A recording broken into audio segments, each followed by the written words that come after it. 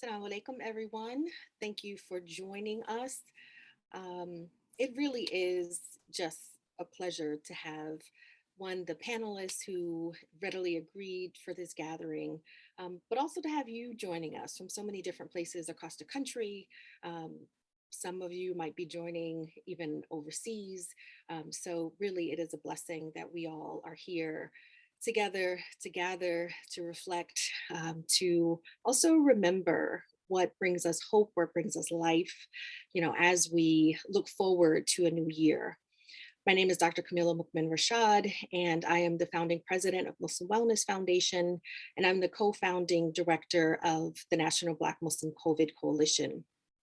I'm a psychologist by training, and I'm also one who loves to gather, to convene, to be in the company of like-minded folks, and to experience what it means to be cared for in community. And I think that's something that we all desperately need during this time as we sort through our own sort of personal circumstances and crises, but also try to make sense of what's happening in the world.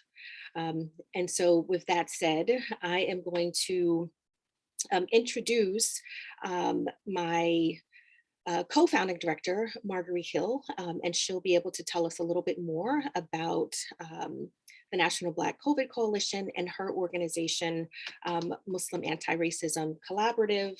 We have a pretty full, but hopefully beneficial and meaningful agenda for tonight.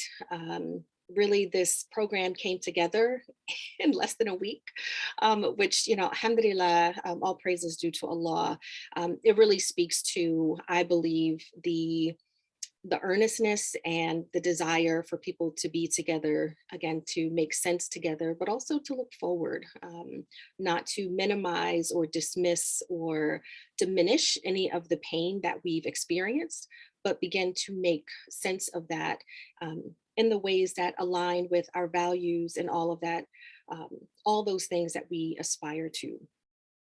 So just an overview for tonight. We have, amazing artists with us. We'll have Quranic Recitation, and I'll also do a little kind of overview explanation of grief and loss and sorrow, and what it means for us to think through all that we've experienced together. So Marguerite, would you be willing to kind of give us a sense of who we are organizationally and why we came together to organize the Black Muslim COVID Coalition?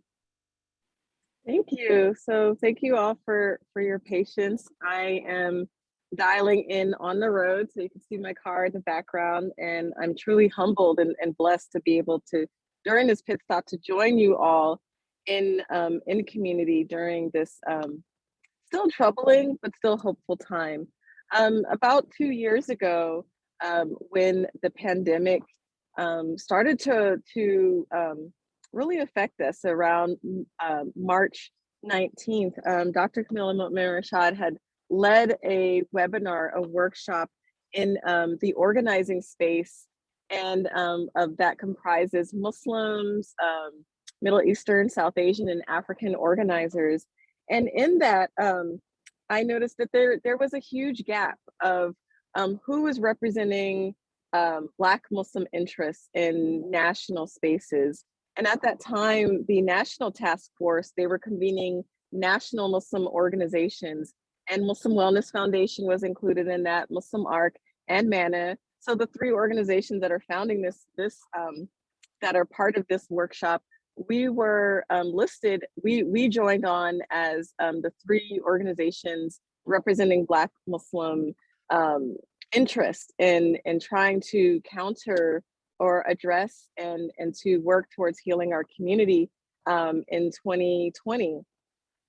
And what we found was that there was a need to create a trauma-informed community building organization, a way to weave together our regional, our national, and our local organizations so that our voices would be heard, but also that we could educate each other around the pandemic. There was so little that we knew about the pandemic.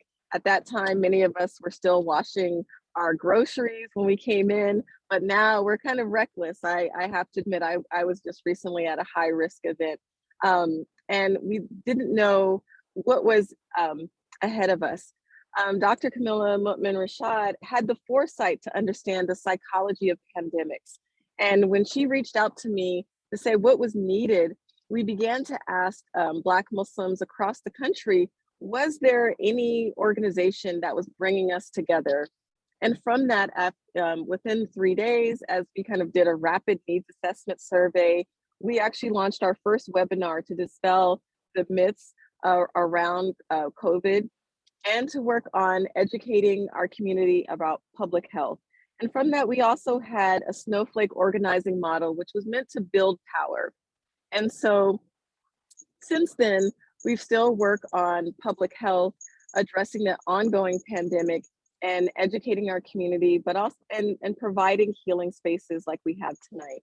So it's a deep pleasure for me to be a part of this and to be of service during that time of uncertainty. So many of you all had stepped up with a shared vision and shared strategies so that we could survive together. So I'm truly blessed and humbled to know that despite all of the lives that have lost, we're on the cusp of, or more than 800,000 have passed since then. And many people that we all know and love, every one of us have been impacted by COVID. And we continue to work to build power, to educate, and to work to address the pandemic through all of its stages, which includes right now and through the recovery. Thank you, Marguerite. It really is, a labor of love, but one that we embraced wholeheartedly with, amazing organizations and individuals who did respond to the vision and for the need for care. And, alhamdulillah, these are the folks that you will be joined by tonight. And really, truly an honor for people to take the time and be so generous of heart and of spirit to join us. And that includes you. Alhamdulillah. So just to give everyone a sense of what to expect, we are going to formally begin the program with Quranic recitation. We cannot start without inviting all of us to remember the Creator, the Most High, the reason that we are all still here and hoping and believing.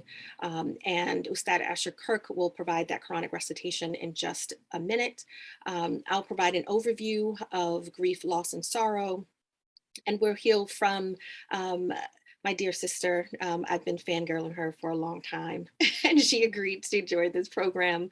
Sister Drea Denor, who's just a powerhouse, healing through sound. And we're also here from Lufuki, and, just other ways that we can begin to reflect and think about what we notice in our bodies, what's happening in our hearts and in our minds. And I believe sound is one of the most amazing ways that we can begin to kind of align our minds and our bodies and our spirits. We'll do a little bit of a reflection on our own experiences, and also invite you to ask comments, ask questions, comment. We want this to be a place where we can invite you in to the conversation. This is not a lecture. This is not us sort of bestowing knowledge on you and you're just a recipient. But this is a place that we envision to be welcoming of everyone here, so that we can, again, heal together, to think through things, to be challenged by the uncertainty, but not devastated by the fear that we may feel.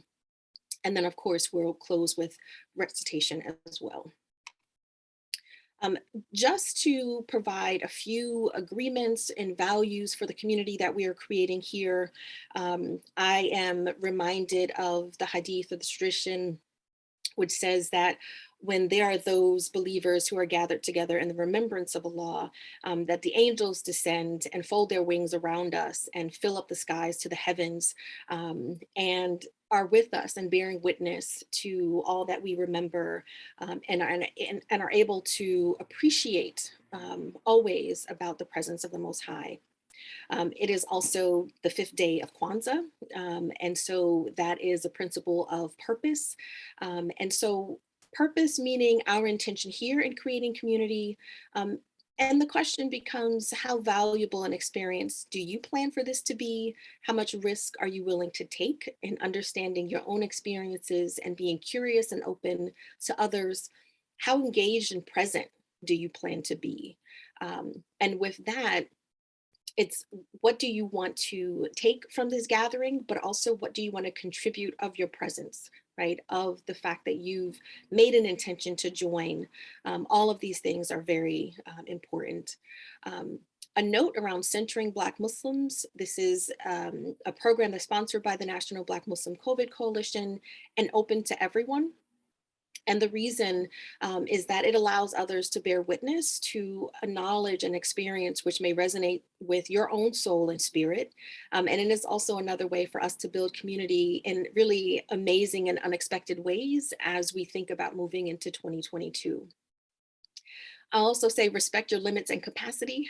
So as my friend, may Allah have mercy on him, Imam Sohaib Sultan, he always said, come when you can and leave when you must. And that was something I thought was really beautiful and helped set intention and purpose in a gathering. I also want to acknowledge that what we talk about here tonight might be difficult for many different reasons. And so I want you to ask yourself, who knows when I'm unwell, right? Can you name someone who will treat you with tenderness when you feel most fragile and in need of care? And I would invite you to put that person's name in the chat or their initials or something about them so that you are also calling them into this space. Perhaps they haven't joined tonight, but I want you to invite them so that you feel their presence when you're feeling vulnerable, you're feeling uncertain, or something is coming up that you didn't expect. Their name will be here. And finally, we are connected to all that lives. So treat yourself and others with kindness and compassion. Um, we are not perfect human beings. We stumble, we falter, we try. And so in that spirit, we want this to be a space that you are able to receive in with authenticity, that from us, and then the spirit in which we gather to present the insights and the wisdom that we have, that we also invite you to share with us. And I mean that sincerely. We want to hear from you. One of the things that I miss about being in-person gatherings is that call and response, right? To hear from people and just to feel their presence, even in the ways that they may affirm what it is you're saying. It's hard to replicate that on Zoom. And so please use the chat to remind us that you are here, that you are listening. We need that from you as we go through the program. Just two sort of words that I thought about and communicated in framing this program is that it is a gathering of remembrance, right, of reflection. And another hadith, a tradition from the Prophet, peace and blessings be upon him, is that Allah says, I am as my servant thinks of me, and I am with him when he makes remembrance of me. If he makes remembrance of me to himself, I make remembrance of him to myself. And if he makes remembrance of me in a gathering, right, such as this, I make remembrance of him in a gathering better than it. And so we want to always begin by reflecting, right, on the words of the Creator and setting our intentions and asking, God for mercy in the ways that we fall short. And finally, our dearest elder and now ancestor, Bell Hooks, also taught us one of the most vital ways we sustain ourselves is by building communities of resistance, places where we are not alone. Rarely, if ever, are any of us healed in isolation. Healing is an act of communion. So before we formally begin with the Quranic recitation, I want to invite you to do something else. I invite you to also type the name of a loved one or a friend or someone you know who you would like to be in this gathering. but that person cannot or will not be present because they are no longer here with us on earth. And so this gathering must include the names and the presence of those that we may not see right in this realm again, but they are ones that we love and that we want to remember. And so I would include in that remembrance my eldest brother, Hassan Bea, may Allah be pleased with him, who passed away this past February. And he passed on the 20th anniversary of my younger sister's death. And so I call her name as well, Nia Mukmin. And I hold tight to who they are and what they mean to me, and all of the ways that they still continue to give me hope and inspire me to be the best person that I can be for my community. I am going to now turn it over to Ustad Asher Kirk to begin with Quranic recitation. And I'm going to spotlight him so you can see who it is that is blessing us in this way.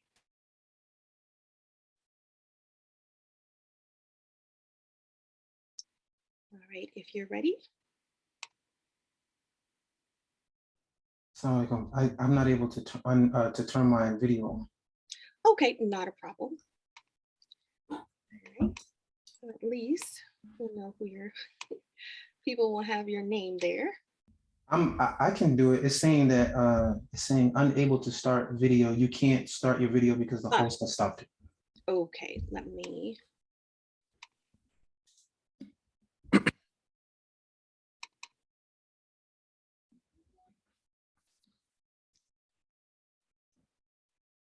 Okay, I'm gonna try to get that fixed, but you can go ahead. Okay, inshallah.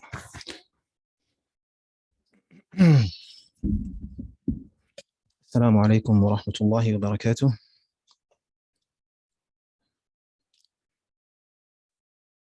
أعوذ بالله من الشيطان الرجيم. بسم الله الرحمن الرحيم.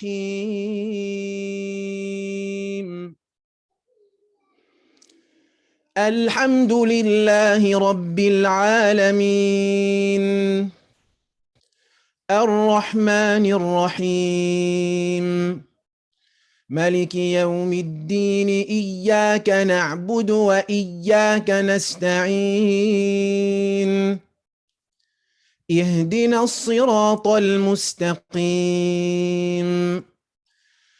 صراط الذين أنعمت عليهم غير المغضوب عليهم ولا الضالين.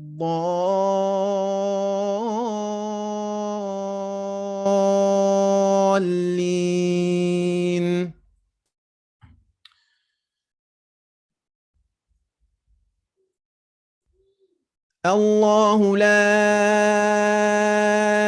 إله إلا هو الحي القيوم لا تأخذه سنة ولا نوم له ما في السماوات وما في الأرض من ذا الذي يشفع عنده إلا بإذنه يعلم ما بين أيديهم وما خلفهم ولا يحيطون بشيء من علمه إلا بما شاء وسع كرسيه السماوات والأرض ولا يؤوده حفظهما وهو العلي العظيم. بسم الله الرحمن الرحيم. الله نور السماوات والأرض مثل نوره كمشكاة فيها مصباح مثل نوره كمشكاة فيها مصباح المصباح في زجاجة الزجاجة كأنها كوكب دري يوقد من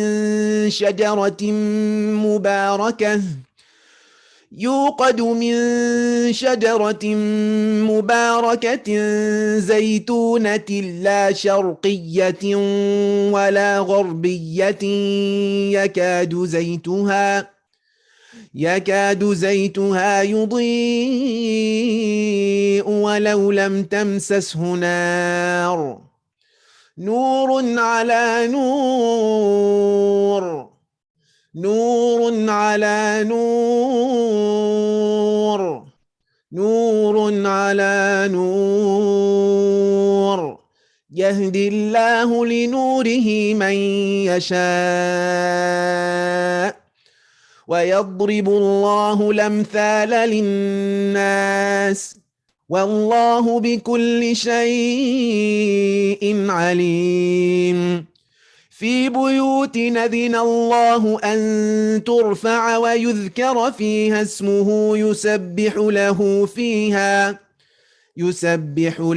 فيها بالغدو ولا صال رجال لا تلهيهم تجارة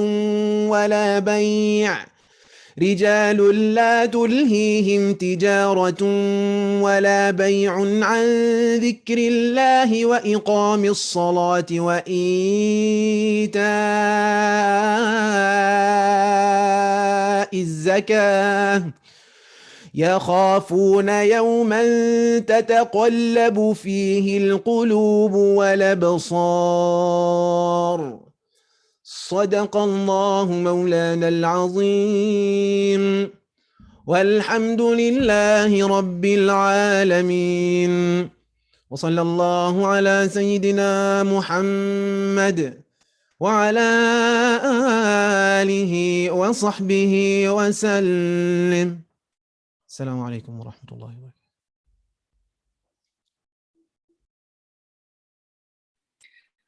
Ustad, could you give a brief English overview of the verses that you just recited? Yes, absolutely, yeah. So the Fatiha, the first one that I recited is the Surah Fatiha, the opening, the very first chapter, if you will, in the Quran, which states, in the name of Allah, the most compassionate, most merciful. All praise is for Allah, Lord of all the worlds, the most compassionate, most merciful. Master of the day of judgment, you alone we worship and you alone we ask for help. Guide us along the straight path, the path of those you have blessed, not those you are displeased with or those who are astray. The second verse is entitled Ayatul Kursi in Arabic, which is the verse of the throne, which is a reference to the throne of Allah, which is a sign of his ownership and dominion over all creation. It reads, Allah, there is no God worthy of worship except him, the ever-living, the self-sustaining. Neither drowsiness overtakes him nor sleep. To him belongs whatever is in the heavens and whatever is on the earth. Who is it that can intercede with him except by his permission? He knows what is presently before them and what will be after them. And they encompass not a thing of his knowledge except for what he wills. His kursi, his throne, extends over the heavens and the earth, and their preservation tires him not. And he is the most high, the most great. And the third set of verses is called the verse of light, or Ayatu Nur, which is found in the chapter, which is also called light as well, Nur. And that reads, Allah is the light of the heavens and the earth. The example of his light is like a niche within which is a lamp. The lamp is within glass, the glass as if it were a pearly white star lit from the oil of a blessed olive tree. Neither of the east nor of the west whose oil would almost glow even if untouched by fire. Light upon light. I read this verse, I repeated this part of the verse 3 times. Light upon light, light upon light. Allah guides to his light whom he wills, and Allah presents examples for the people, and Allah is knowing of all things. The light shines through houses of worship which Allah has ordered to be raised, and where his name is mentioned. He is glorified there morning and evening. Assalamu alaikum wa rahmatullah.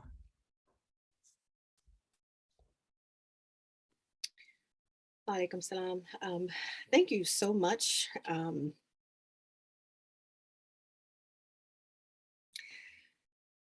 I just felt chills as you were reciting, and I told myself I wouldn't cry. But it is always, when we think about what and whom is our North Star, what provides us light, and it is always Allah subhanahu wa ta'ala. So thank you for that beautiful recitation. We could not begin until you arrived, precisely because of that. And so what I am going to offer following that beautiful recitation is a very brief overview of the meaning, right? The literal definitions of grief and loss and sorrow, because these are things that are also mentioned in the Quran, right? That we are taught that we will experience loss, right? Fear and hunger. But Allah says, you know, glad tidings to those who are patient. And so as we begin to reflect on all the things that we've lost, the things that we are grieving, as we are in community, I wanted to provide kind of a shared definition for us, right? As we begin to think about some of what we're holding, right, in our bodies and in our hearts, so we can think through these things together, inshallah. So that's me. So these are words that I know that I've wrestled with over the past year. What does it mean for me to experience loss and grief and suffering? And these are things that often shake the foundation of who we are. It shakes who we think we are, who we think we are becoming. At times it's expected or is unanticipated, but the pain that is experienced is one that we often don't know how to process, right, as it's happening. And so these are some definitions, again, I'm not going to give a lecture, but again, to provide like community definitions for us as we gather here. So we experience loss when something or someone that belonged to us or we thought belonged to us was of great value has been taken from our lives, leaving in their place a void that we are sometimes unable to fill. And this emptiness leaves us baffled, stunned, and with doubts about the next steps in our path.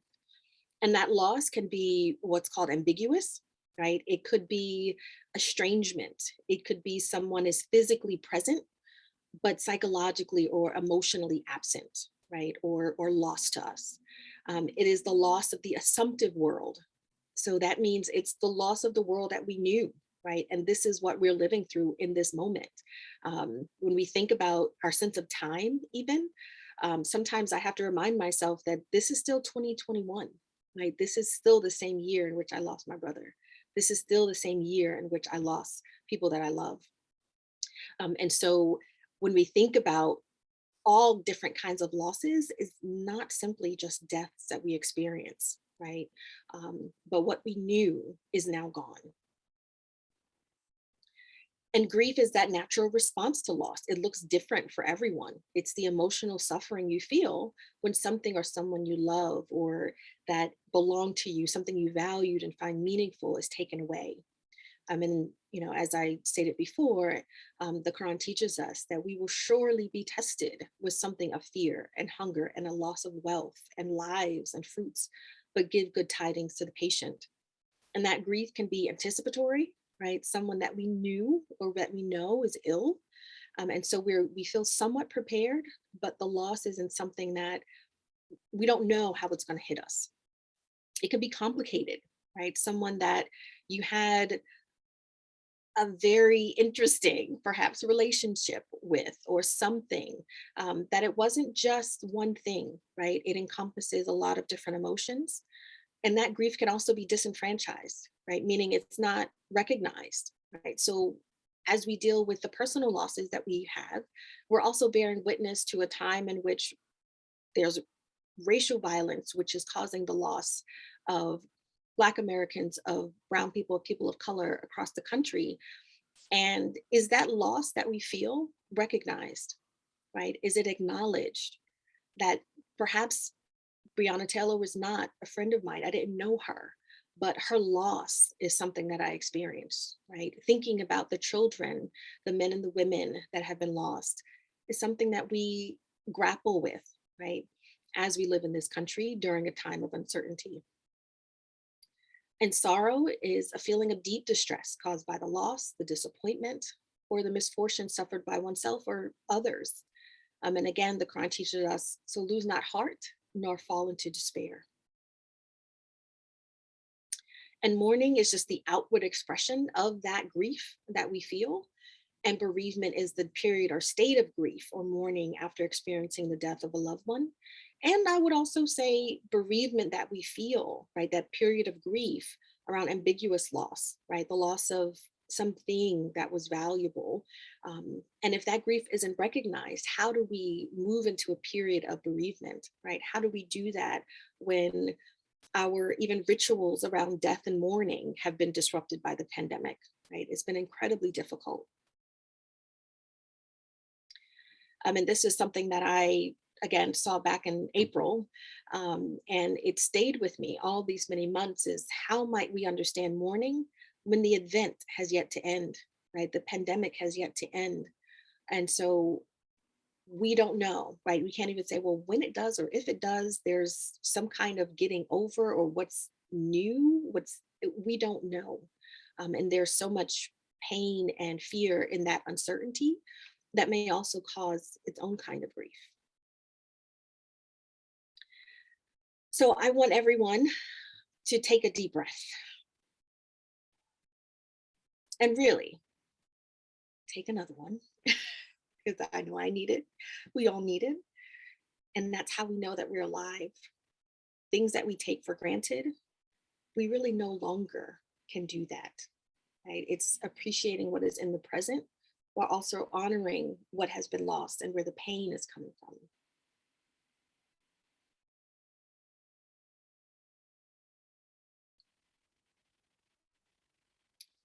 And what I want to highlight here, if I can get my slides to work,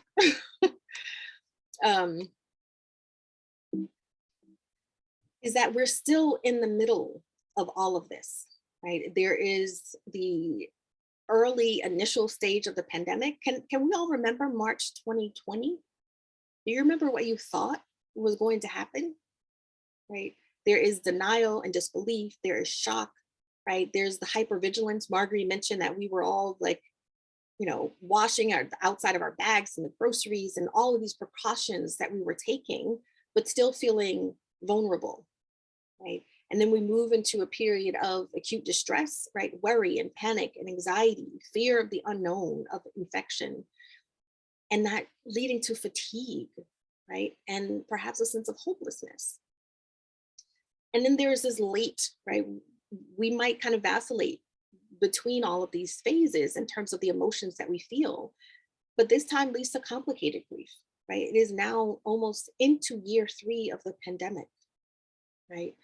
And that causes PTSD, post-traumatic stress disorder, anxiety, depression, a true burnout, right? Feeling like the days are really, really long or really blurred. And then fear of a new pandemic or of a new variant, right? Or just sense of hopelessness, right? Around what we think we can expect, right? From the government, from community, right? Everyone is feeling a level of exhaustion for which I haven't found a good name, right? A good word to describe. And it's there, it's sitting with us, right? With our grief.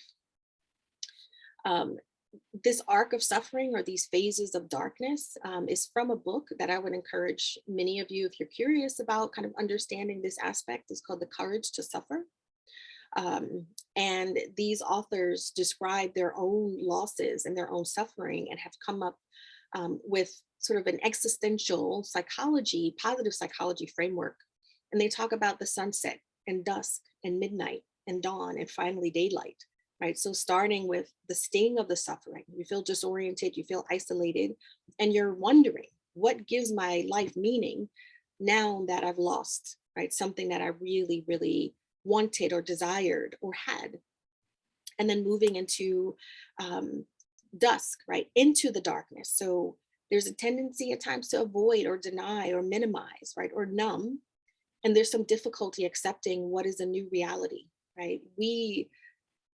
This day, December 30th, we are not the same people we were, right, on January 1st of 2021. We are not the same people we were in March of 2020, right? So what does it mean to accept this new reality? And finally, there's midnight, right, which is one of the darkest times. And it really is a process of deconstructing, right? How do I understand all of those things that I thought were true, all of the deeply held beliefs and assumptions that I have, which now may have been shattered, right? There's disappointment, there's devastation. How do I make sense of this? And that is, making sense of it is moving into dawn, right? Rebuilding beliefs in an authentic way, in a way which honors the pain, but also allows space for us to tell a new story of who we are, right? Who are we now, right? Who are we becoming? And finally, daylight, which is moving into authenticity, right? Coping well with reminders of suffering and future struggles as they arise. And so this isn't linear, right? We might kind of move back and forth between these stages, but it's something for us to reflect on, to think about, right? That it is a journey through all of these phases, but also there is something beautiful about what we can discover, right? Once we are able to find ways not to avoid the pain, but to be curious about it, right? I ask myself, Allah, what do you want me to understand about what I'm experiencing? Like, what is the lesson? And that's not to take sort of a Pollyanna sort of approach, but I really want to know, because this is hard, right? This is something that is really difficult and challenging. And God, what do you want me to know about myself, about others, right? About you, that I might not have known if I hadn't gone through, right, the experiences that I have. So take another deep breath, and another. And if you're willing, I want you to drop just a word in the chat about what you notice now, right? What are you feeling? What's coming up? What are you curious about? And being honest about what that is. I'm now going to turn it over to my sister Drea to give us another way of thinking about our healing and our pain through sound. Okay. Alhamdulillah. And please continue to share with us in the chat, so we know how this is landing for you, what you're feeling, what you're thinking. Again, we're a people that love call and response. And it's so quiet right now. But if I can read your words, it really is reassuring. Okay, I'm trying to okay. Let me focus on my phone. It's saying that I can't do it.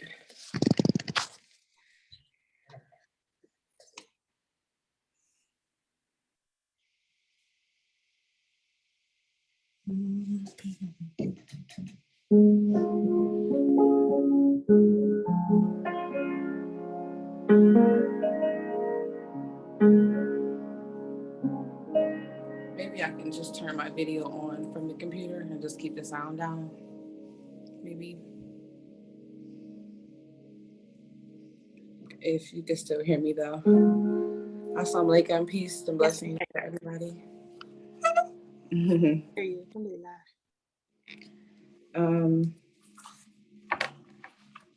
Yes, I am at my food pantry. I'm the founder of Feed Buffalo, which is an organic and halal food pantry in Buffalo, New York. And yeah, I feel so many things right now. Like my whole body is just shaking because I believe that the presence of God is very real, and I believe that it's something that we can feel. And if we would open up ourselves to the Spirit, I believe that it's something that we can feel. And as somebody who is constantly in a state of healing myself, the only comfort that I have is in remembrance. So I want to offer that to you today. I'm actually working on a project called Reimagining Black Death. And God is just teaching me about the meaning of that word remembrance and what it means to remember. And I think when we're grieving, when we have experienced a loss, we tend to remember the things that are painful to us. I think we try to hold on to good memories, but we tend to remember the pain. Because maybe some of us have witnessed transitions. Even speaking of collective grieving, I believe that the murder of George Floyd, for example, made us all public witnesses to this lynching. And, you know, the only thing that we know about him is that he was murdered in that way. And so how do we grieve? So remembrance for me used to be about rehearsing the thing that hurt over and over and over and over and over again, because sometimes when you're in pain, then you forget every other detail about everything that happened besides the thing that was traumatic to you, right? Every bad thing that happened to me, every bad moment, every painful moment, I remember every detail about like what I was wearing, what time it was, what song was playing in the background, where my children were. I remember every detail. And sometimes I have found myself stuck in that moment. And through this project, Allah is teaching me that expanding my definition or understanding of the word remembrance. And if we would, as we work through the process of moving through the darkness, to discover and reconnect with God in the darkness through remembrance of Allah. That is how I have discovered my healing process, and I feel like I'm making great waves in this moment in my life. So I want to offer that to you. This song that I learned when I used to go to church, and I used to be a worship leader in church. And this song is a beautiful reminder for me. It's something I sing when I need to feel close to Allah.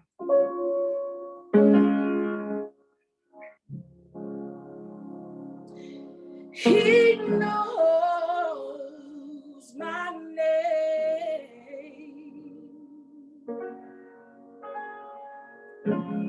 He knows my every thought.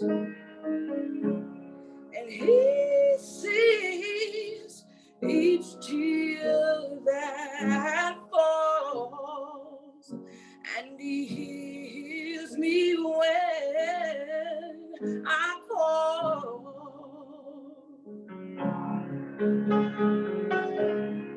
He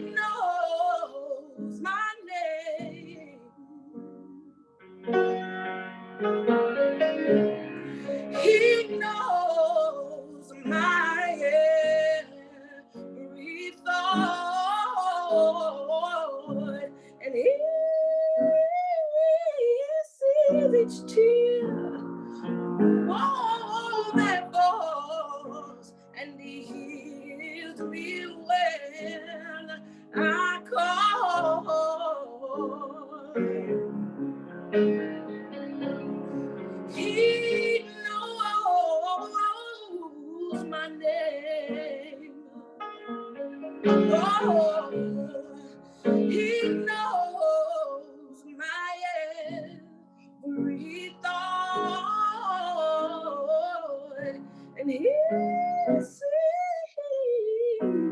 each tear that falls, and he hears me when I call.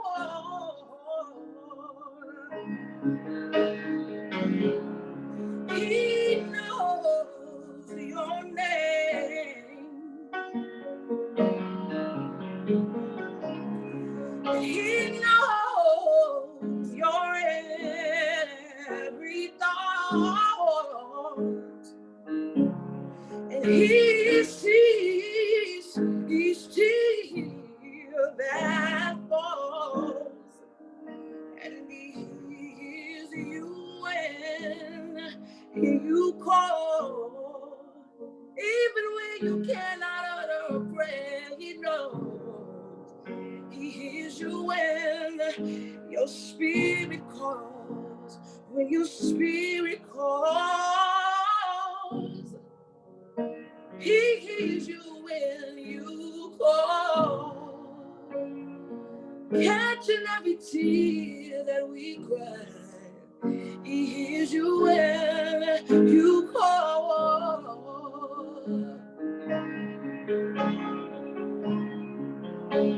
He knows your name. Oh, he knows our every thought. He sees tears that falls, and he hears us when.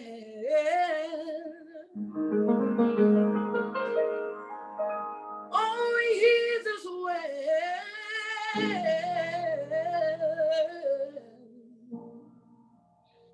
Oh, he hears us when we call.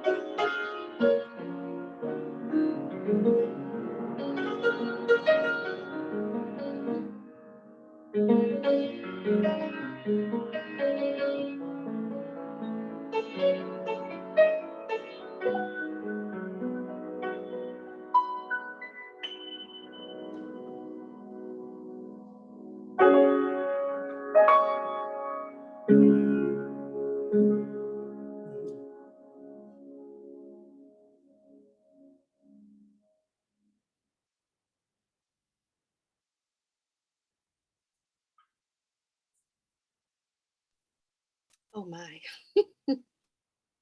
I'm gonna need a minute. Alhamdulillah.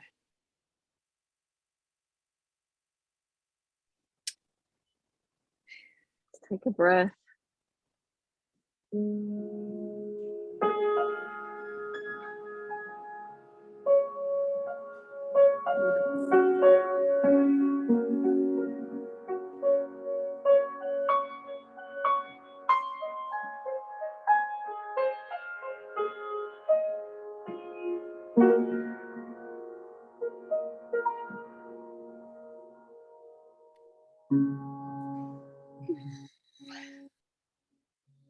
Thank you.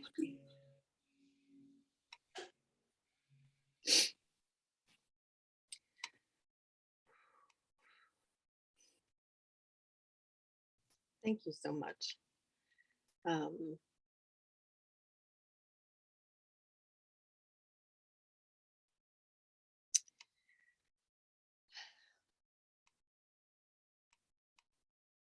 Well, I want to invite everyone again to pause, to breathe, to reflect, to think about, and if you're willing, to share what losses you have experienced and for what or whom are you grieving. Sometimes we're really reluctant to name those things that grieve us, perhaps because we think we'll be overwhelmed, or we're still not believing, we're still in a little bit of disbelief. But name that for yourself. If the loss is what I thought I knew and what I just couldn't anticipate, right? The loss of health, the loss of wealth, right? The loss of your sense of self in this world. We can all reflect on that. And there are shared losses, right? We are in community together tonight so that we can think through these really difficult things and know that we're not alone. Thank you so much, Drea. That is certainly what I needed as a reminder, and I'm certain that others share in just the gratitude of your voice and your presence.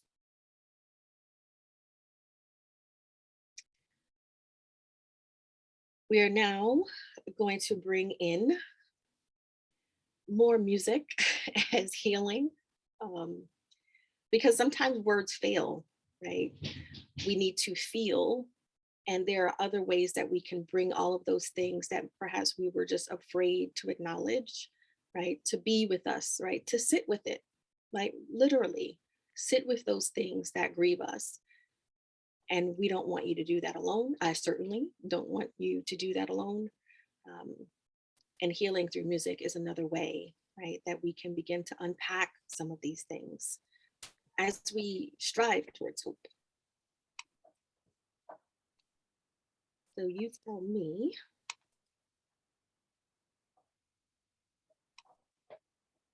Okay, here we go. The floor is yours.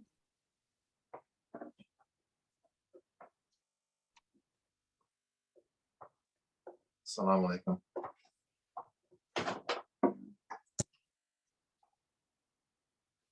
Assalamu alaikum.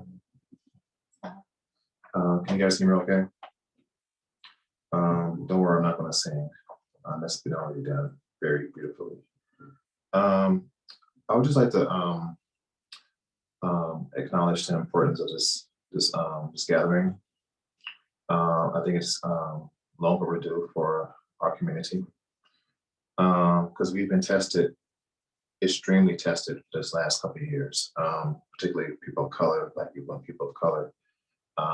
Disproportionately, we suffered through this pandemic, which is, we can look at it as Allah's test on us and see how we're going to react, how are we going to come out of this, how are we going to reflect, and how are we going to treat each other when we get out of this, inshallah. So these two pieces, one is which I've, one is a cover, which I've retitled, it's a song from Carlos Santana. I retitled it The Lantern because I covered it because after a friend's death a couple of years ago, and with the intentions of this song being a lantern, a light for him in his grave and on the day of judgment. And I dedicated this song also to people that I've known who have passed from COVID. Particularly a friend of mine last week just died from COVID. So, we're powerless and we can only do things as far as our hands can reach. But at least, inshallah, this intention of me giving them something, a dedication to them so they can find their way towards their Lord, inshallah. So this first song, I have two songs. So this song is dedicated to all those who are who need that light, even those who don't need it, but to make that light brighter. People who have passed, who we have lost, and it's dedicated to all that. Thank you.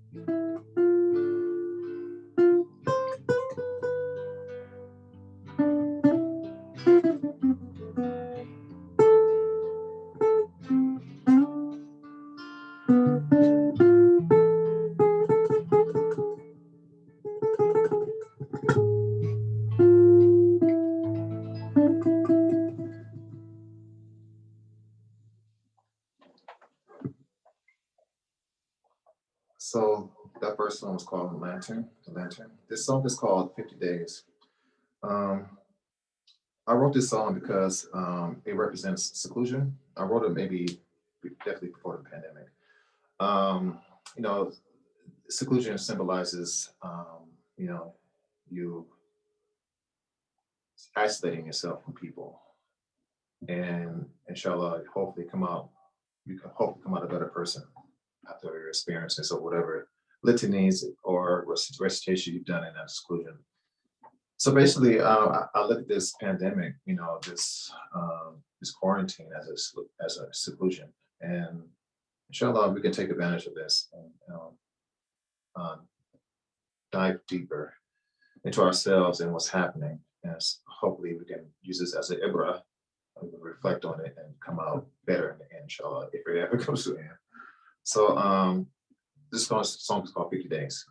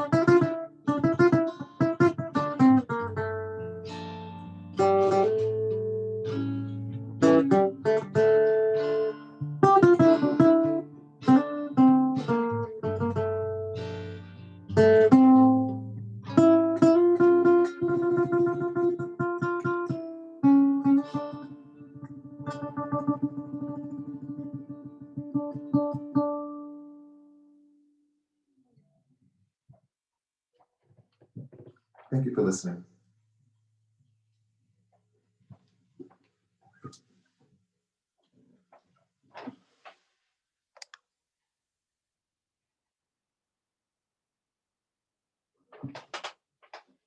I'm supposed to be the host, but you all have me like near tears.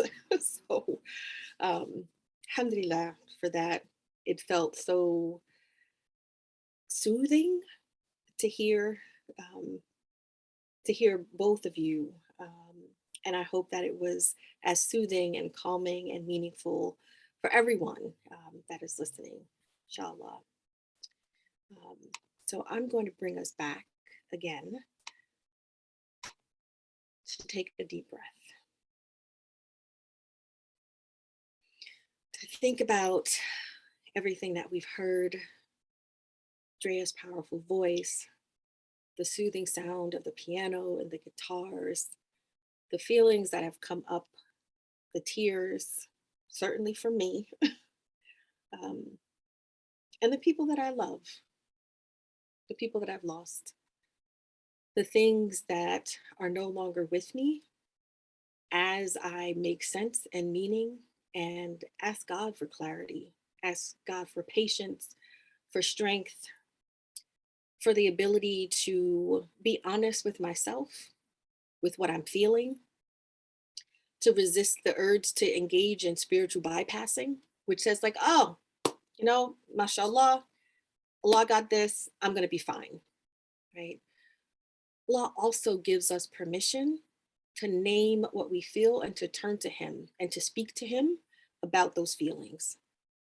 And so my prayer for everyone here who's listening, who is seeking, who is suffering, that we can take this deep breath together and that we can ask for the clarity, for the strength, for the patience, for the care that we all need as we move into a new year. What I want us to also think about, if my slides will cooperate again,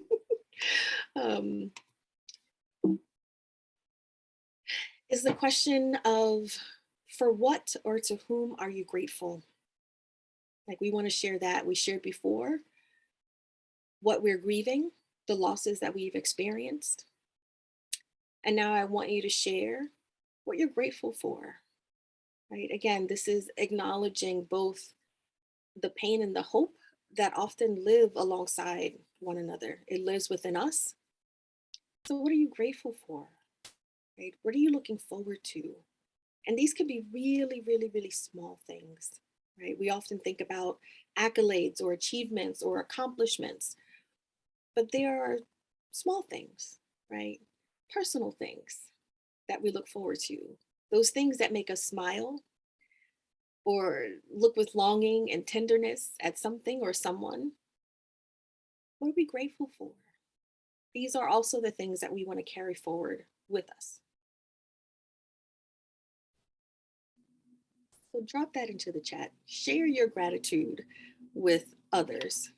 And maybe it'll be a reminder, right, for those things that we've forgotten, but that are really dear and precious to us, right, as we look for the strength to move, right, to look to the rising sun.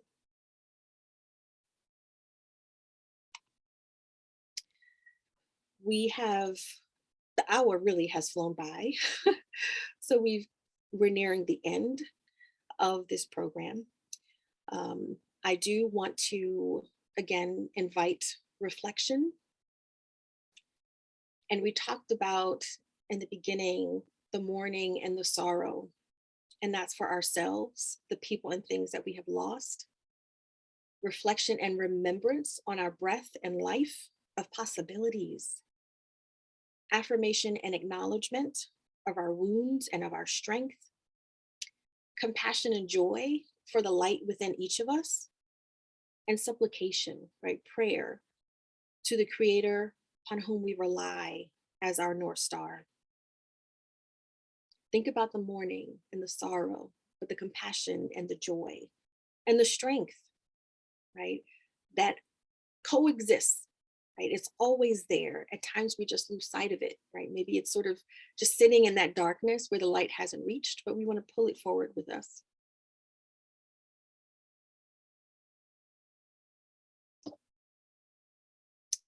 Take another deep breath.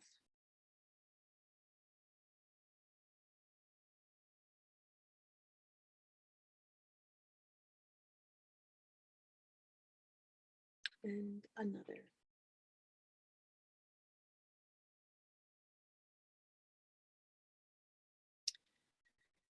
And now I want you to imagine, right? Where and with whom does your body feel loved and cherished, respected, protected, right?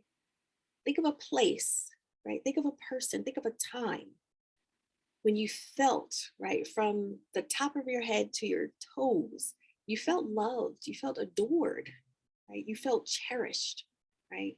That tenderness is something that is often denied to us, right? We are, of course, we are resilient people. We are also people that experience a lot of pain, right? And it is in that pain that we keep moving forward, right? We rely on God, we rely on each other, we rely on community, but we also have fun and we enjoy one another's presence. So where and with whom does your body feel loved and protected and cherished? Hold that image, hold that thought, hold that time. So when your body is loved in that way, what color do you see? Right, so I want you to really close your eyes and think about this. Use all of your other senses to recall this moment, this experience, right, this time. What color do you see when your body is loved and cherished? When your body is loved in this way, what is the texture of that love? What does it feel like, right? If you could just hold it between the tips of your fingers, what does it feel like? Right? I often think of some things like soft like cotton, right? Soft like my daughter's hair. It's like something really soft, right? What is the texture of that love? And when your body is loved in that way, what does that love smell like? Right? Again, recalling with all of your senses, sometimes the things that we forget in the midst of suffering. Right? I think about the smell of my dad, right? Who smells like shea butter and incense and I don't know, Muslim-y stuff, my kids say.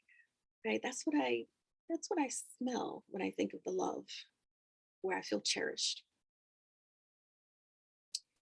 And what is the sound of that love? Right? When you can think about it and you can hold it, you can appreciate it. Right? It's something that you can really hold on to when you need it the most. What does it sound like? And I want you to share that, right? You can drop it in the chat, maybe one word.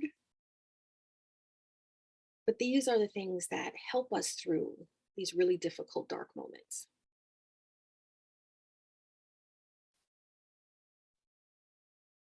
So now that you've thought about what it feels like, what it sounds like, what it smells like, right? The color, is that image really taking shape? Right? Is it making you smile to yourself a little bit? Is it making you long for it? Maybe it's making you cry because the place where you felt loved is with someone who's no longer with us. But we can still hold those memories. They can still be with us, right? When we can recall them with all of our senses.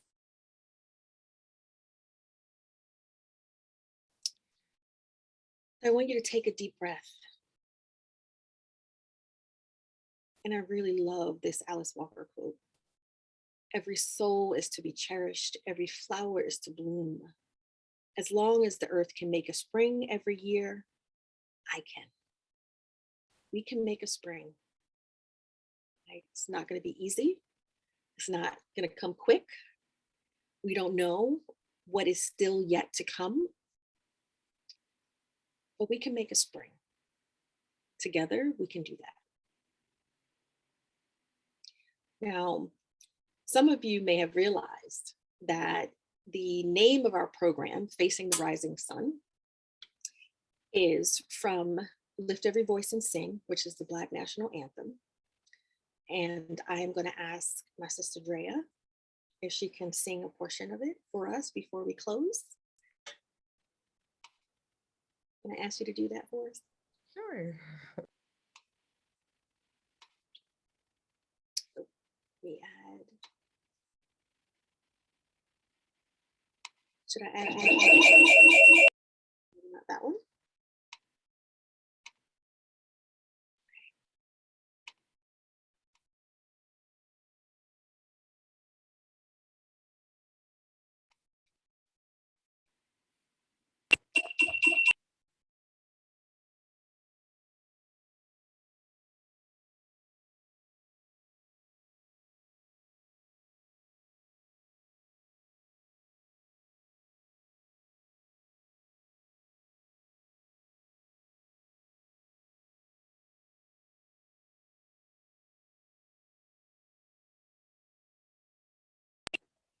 Okay, I hope that worked.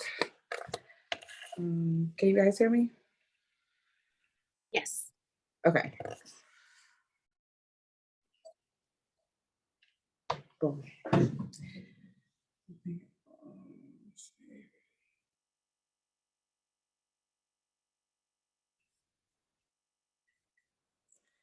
Okay, I don't know what's going on with my computer. I'm sorry, I forgot how I did that before. I actually prepared to do this. So funny that you would ask. There's another tune called We Are the Rising Sun. So I had prepared like this little medley thing, but is that okay? Or Yeah. did you want me to do the whole thing of the third voice? Whatever you want to do. Okay.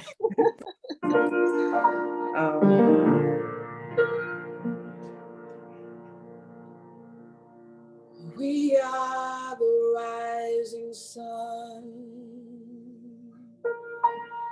We are the change. We are the ones we are waiting for. We are dawning. We are the rising sun. We are the change. We are the ones we are waiting for. We are dawning.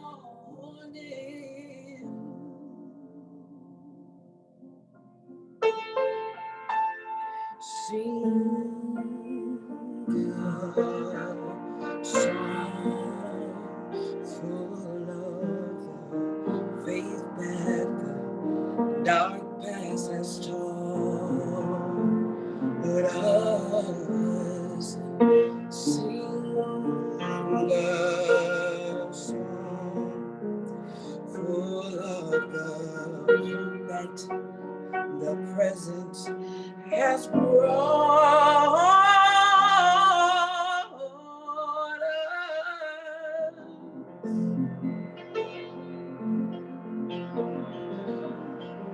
Facing the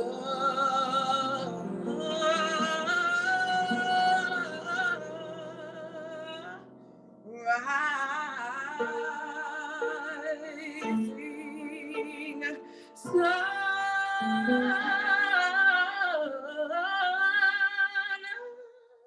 A new day begun. Let us march on till victory is won. We are the rising sun. We are the change. We are the ones we are waiting for. So we are dawning.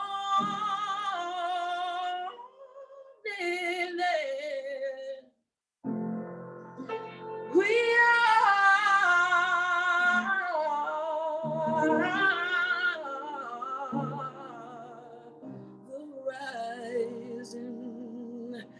Thank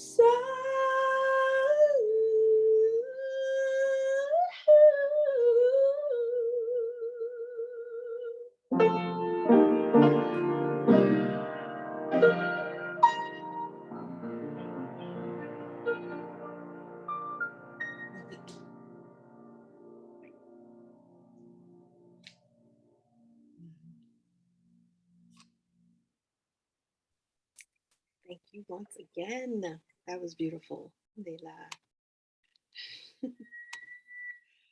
Okay. We are going to close with, as we begin, with recitation. I, again, encourage you and invite you to think with gratitude, with clarity, with patience, with strength on everything that you have endured and you're still here by Allah's mercy and grace. And so we want to, again, kind of call into remembrance what we have been taught, what we know to be true, in order to, again, think about the faith that sustains us. So I'm going to invite Ustad Asher to close with recitation.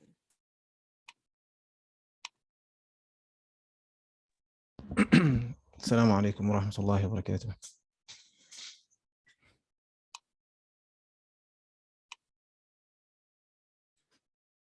أعوذ بالله من الشيطان الرجيم. بسم الله الرحمن الرحيم.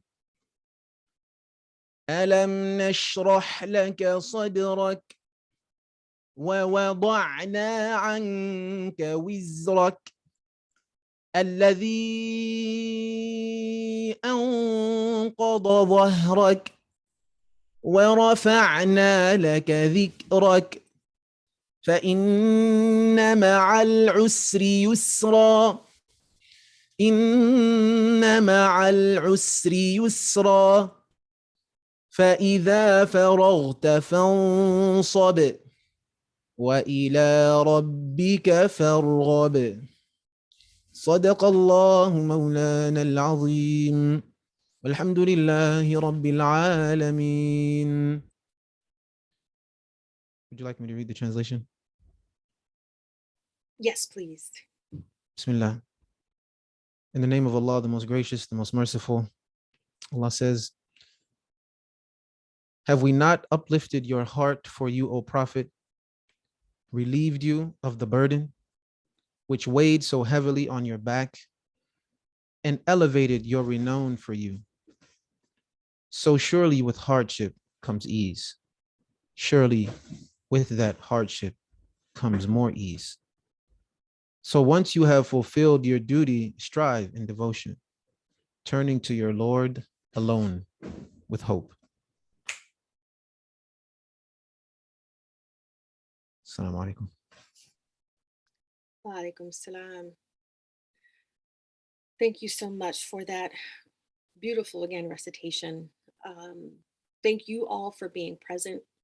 And before you depart, I would just invite you to, again, share a word that you feel or that you're thinking about, a word that is coming up for you that describes how you're feeling now, right? After this hour or so of being in the company of others and hearing the soothing sounds of voice and of instruments that invite calm, that invite us to think about peace and a different time. Drop a word, right? Again, call and response. We want to know how y'all feeling out there. We can't see you, but we want to know that this has been meaningful. We want to hear from you. So thank you for your presence. If you've benefited from tonight's program, subhanAllah, may Allah be pleased. May the angels descend and bear witness to our remembrance of the Creator and our care for each other. And please support the artists and the organizers who have been so generous of spirit and time. And I say with du'as and with dollars. So like and follow and social media, share with others. There will be a recording that we will post as soon as possible, inshallah. But to the National Black Muslim COVID Coalition, Muslim Wellness Foundation, Muslim Anti-Racism Collaborative, Muslim Alliance of North America, Feed Buffalo, Ufuki and Divine Providence, please forgive my typo, Measure Tones Quran Institute, please support these organizations, right? Doing what they do with love and with sincerity. We need your support. We need your energy, right? We need you to uplift us as we serve. And I want to also thank the folks who responded to the call, who have agreed to be here. Marguerite Hill, Sister Drea Denor, Ufuki, Ustad Asher. Alhamdulillah. There are no words. This is what I certainly needed. And I am incredibly and profoundly grateful to all of you who joined and for the circle of folks who agreed to share of their time and of their experience and of their wisdom. So, Assalamu alaikum. And I will just end with Asr, wal Asr, inna al-insana lafi khusr, illa alladhina amanu wa amanu salihah, wa tawassaw bil haqq, tawassaw bis sabr. Assalamu alaikum, everyone. Take care. And let's just pray that in this new year, we will not be who we were before, but we will be something beautiful. We will be like the rising sun. Inshallah. Assalamu alaikum.